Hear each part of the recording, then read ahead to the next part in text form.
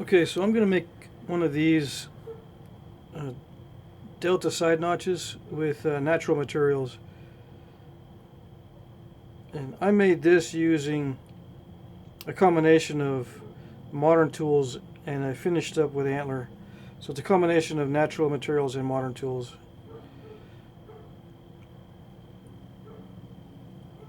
And I tried to use the book to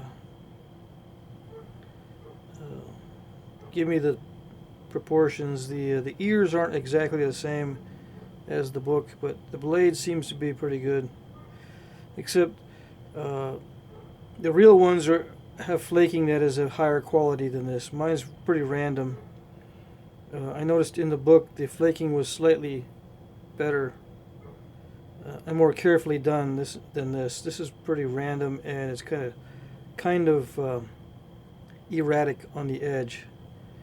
Whereas I think the real ones are more carefully done. Okay, but I'm gonna try to do another one like this in this video. Now, in preparing for the video, and one reason why I don't use a lot of natural materials is because I get a lot of uh, midpoint snaps. I don't know if there's a special name for it, but let me just say that I have midpoint snaps. So it's like in the middle of the preform stage, right through the middle of the workpiece. So midpoint snaps.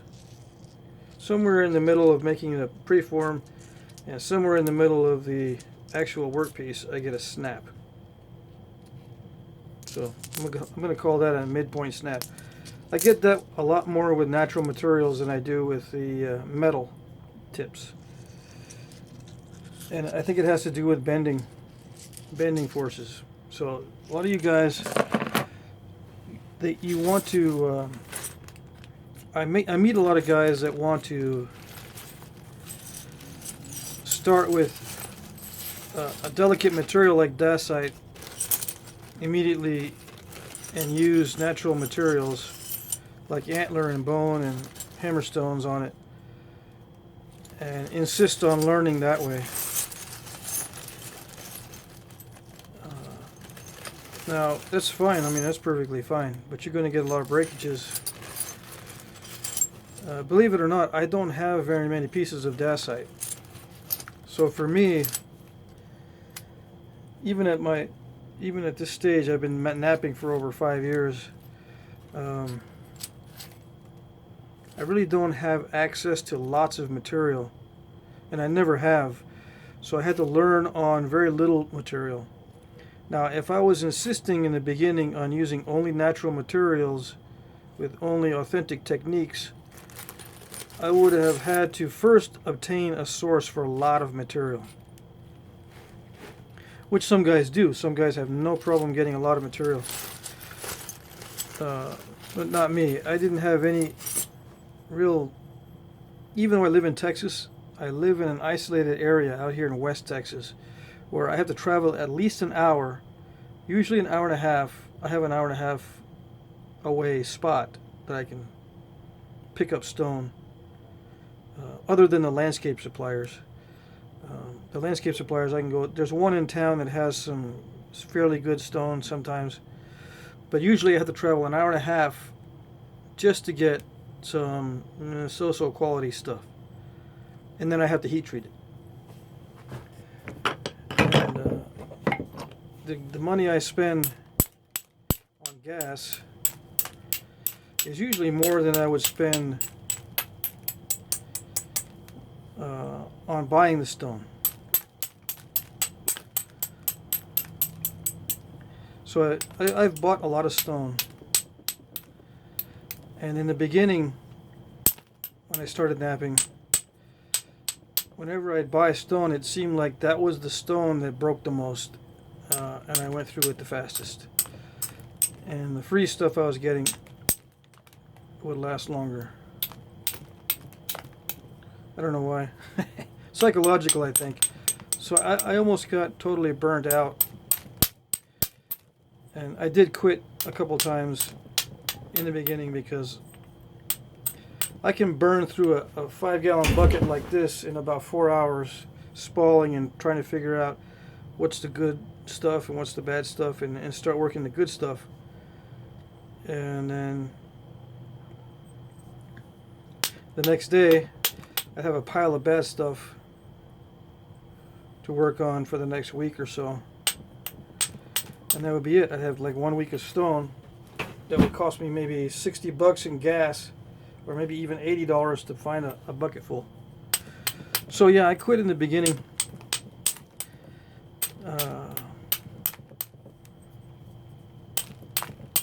Because I was insistent on using natural materials.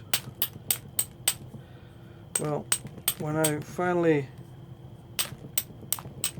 well, for me, when I wised up and started using metal, I found I could use poor quality material a lot better.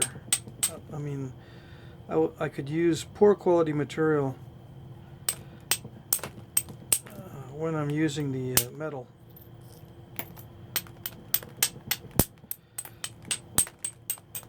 And I could start with small pieces,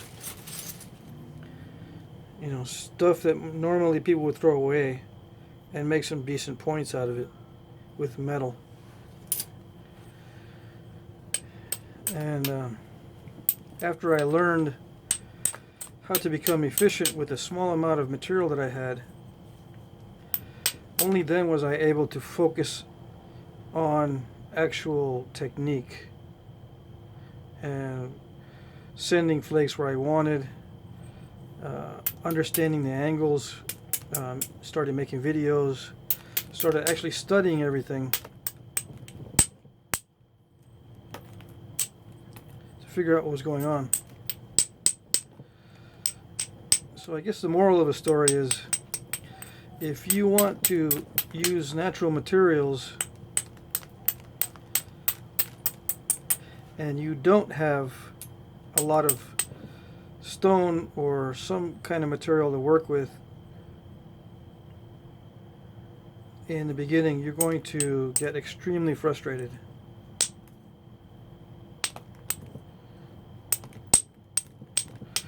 So my advice is to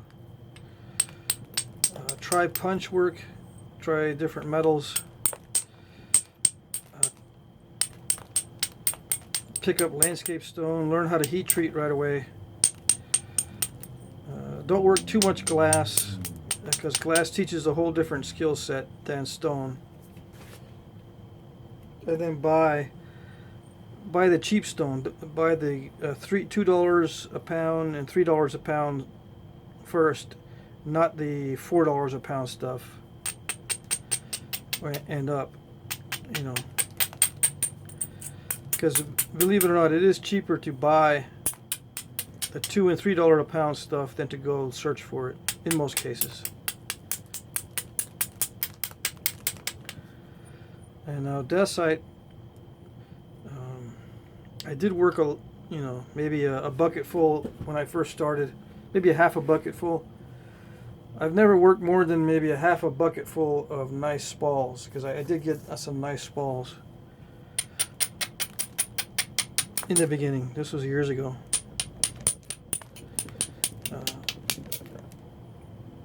So yeah, dacite's a good material. It's not quite like obsidian or glass. It does kind of give you a stone skill set, although it's a lot like heat treated. Raw stone is a whole different ball game. So there's three different skill sets. Raw stone, which ranges from rhyolite all the way up through quartz, and high grade flints. Okay. Heat treated stones, which are usually all in the same category as a dacite. Very easy to chip, very brittle, breaks easy, very unpredictable sometimes. And then the obsidians and glass. Three different skill sets. And for beginners, I recommend the middle one, the heat treating and the dacite. But if you get Hornstone and Georgetown, if you have easy access to those, I would use those too, along with the dacite.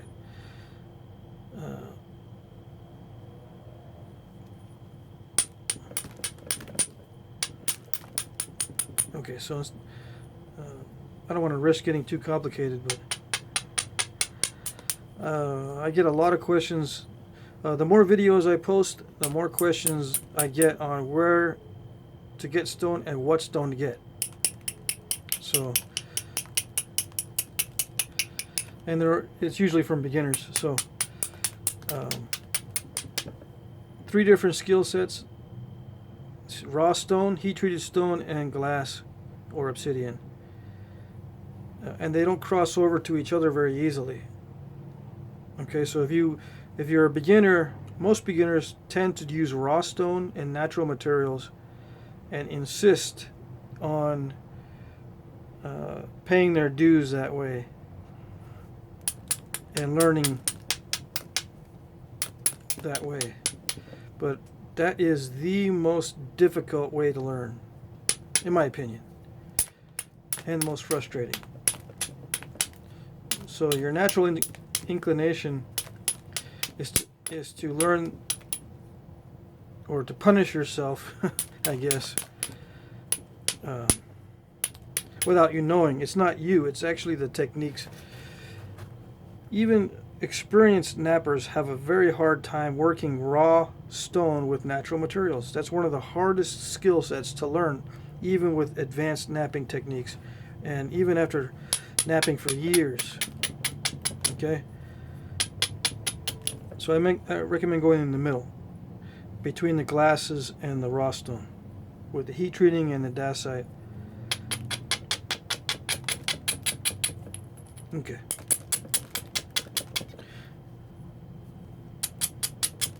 Now this started off as kind of a big piece. I'm not going to make one that small out of this. There's a huge difference there, but I couldn't find another long enough piece in there to make a long point. So I think I'm just going to make a larger point than the one over there. Let's see, because these are all really thin. I mean, I can make a point out of these, but I won't be showing flaking. I'll just be trimming around the edges and leaving it smooth on the faces. You know, most of this stuff is really thin. I can make points out of it, but it's not going to have a lot of flaking.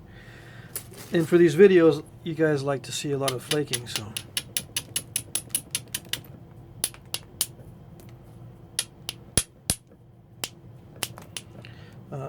Another aspect of the new people is they want to see flaking on all sides. They hate the smooth areas, and that's fine. I mean, that's a natural inclination. You want to create something that you've seen in pictures, but natural artifacts or real artifacts have a lot of these original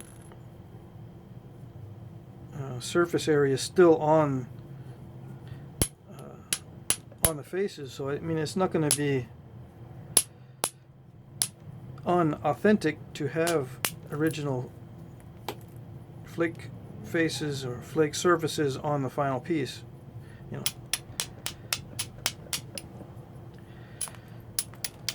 But again, you know, you'll learn that as time goes by.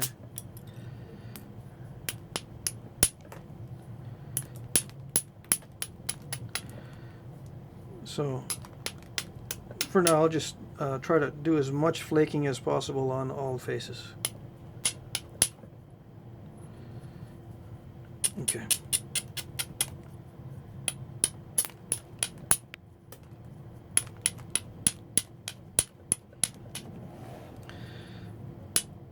Now, I did film a video where I snapped this one. This one was just prior to this video. And I snapped it right in the middle of the video. I had some really long, complicated explanations on flaking and all that kind of stuff. And I ended up not using that video.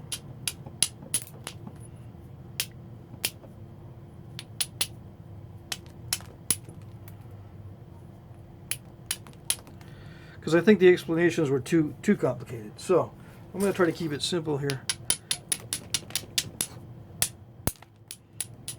But one of the hardest things for me to learn in the beginning was this planning on how thick it should be and how wide it should be in the preform stage, so I would have enough material left to do the final flaking without having it end up being a drill or, you know, something that looked like that. You know, very narrow and not even close to what I was trying to get.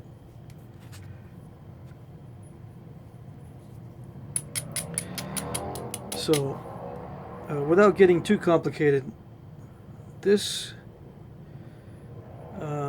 planning stage on the I guess it's a width to thickness ratio that you need before you actually can start efficiently thinning and all that. It's very difficult to teach. It comes with experience. You can use a formula, I guess, and do a lot of research and look at the actual preforms on these points, and then get an idea that way. If you're into research, you can get an idea that way.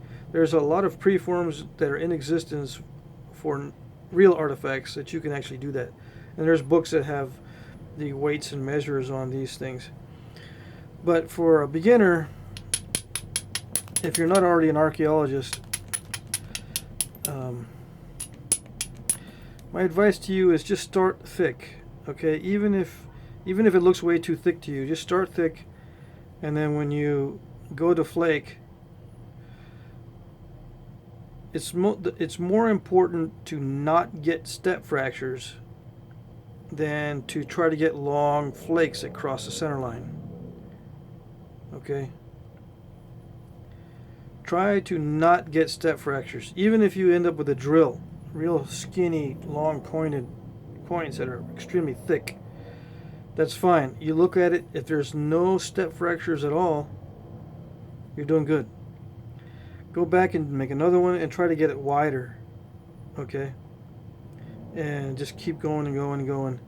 If you're new and you start wide, and instead of trying to not get step fractures and just drive flakes and then step all over the place and get frustrated and put a priority on long flakes instead of trying to avoid step fractures, you're going to get very frustrated. Of course, you can sit down with someone at a nap-in and get some pointers, but for most people that do napping, for some reason, nappers either like to be isolated, or there just isn't very many of us. Well, I know there isn't very many of us, but you'll have to learn it on your own, and you can't sit with someone. My advice to you is just, control step fracturing first, or avoid step fracturing first as a priority before you get into studying long flakes and driving long flakes. And you can also work on thin flakes and just trim around the edges. That's not cheating. I mean, a lot of artifacts were made that way. Just to get the feel in the beginning. Okay. Yeah, I had a really, really hard time when I started knowing the preform sizes. I got really hung up on, how do I predict the flaking for that final pass? How do I know how big to make the preforms? I got really hung up on that, and it really got me frustrated.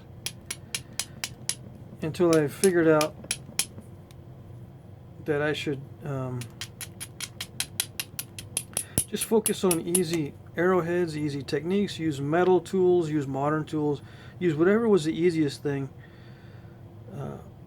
And then, I started using that indirect technique I developed my own personal indirect percussion technique to dry flakes, because I was using some really tough stone.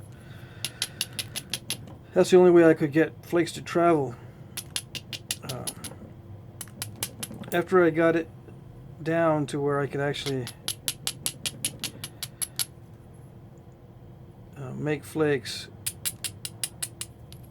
on the stone I was working with, then I started making videos and really starting to try to understand how to do long flakes. Okay, a lot of guys want to do long flakes right in the beginning, and you can get it. You'll get lucky. You can get long flakes once in a while and get lucky, but you'll be scratching your head for days figuring out why. Figuring out how you did it. And trust me, you won't figure it out because it comes with experience. Very subtle. The techniques are very subtle. Okay, and it's almost second nature. I have a hard time explaining it, and I've been doing this a while, for at least 5 years or so, and I still have trouble explaining how to do the long flake stuff. And I keep promising the long flake videos, although I have done a couple lectures on it, on pencil paper type lectures.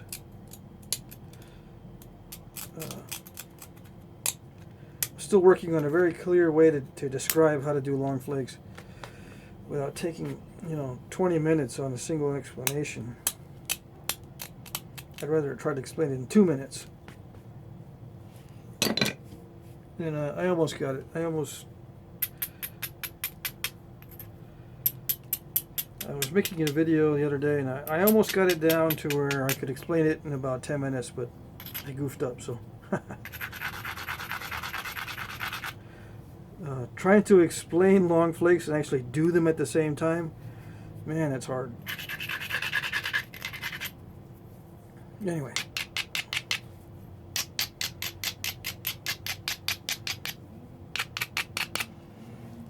Okay. It's coming. That video is coming soon. I'm going to try to burn through a lot of these rock challenge videos first. Okay. And I'll probably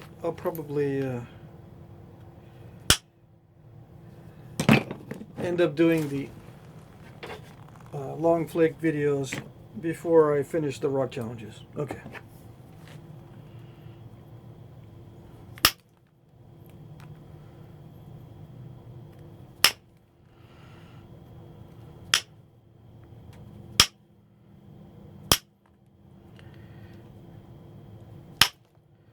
So with this, I didn't really plan on the size of this preform. I just, it got to the point where I would have to hit really hard to remove flakes, and then I stop. Okay. I don't want to hit this dacite really hard with a hammerstone.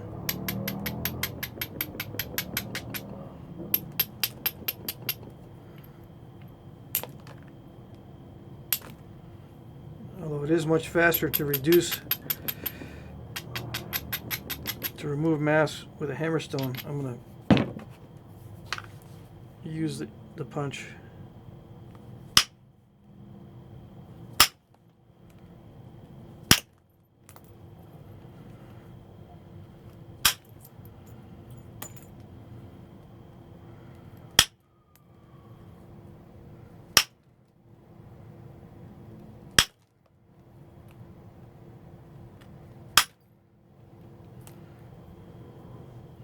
I think I caught another cold because I felt pretty bad today.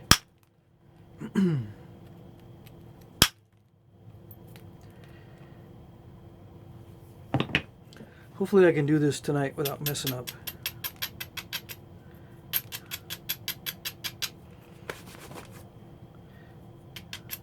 I don't know how those guys did it back in the old days when,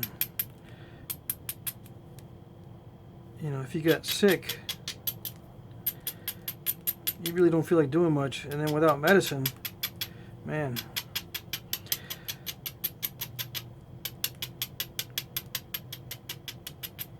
you'd have to, you need to be healthy in mind and body to do flint knapping reliably.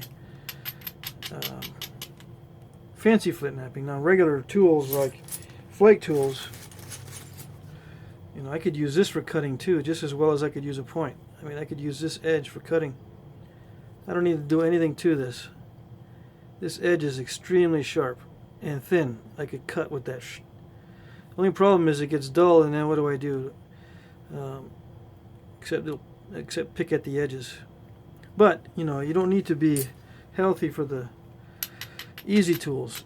You need to be healthy for these fancy notched and well flake tools.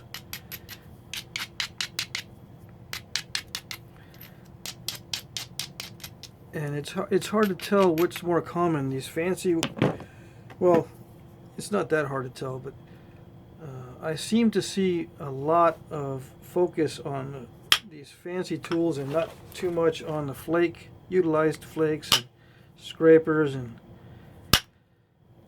the easy tools to make.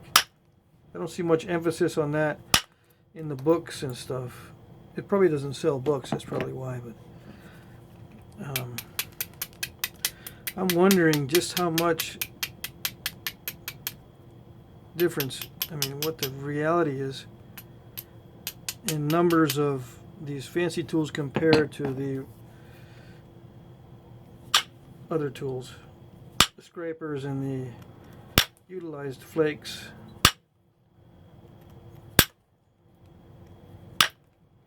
And not all scrapers are used for scraping. Some were saws, some were butchering tools. Just because they look like a scraper doesn't mean that's what they use it for.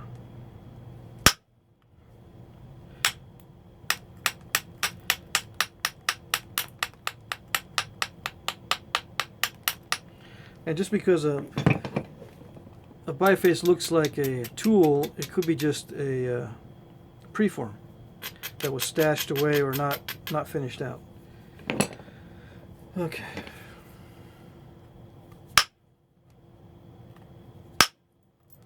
I'm going to thin the base while I still have some thickness, so I don't snap the thing in half. I've probably said that many times on the videos in the past.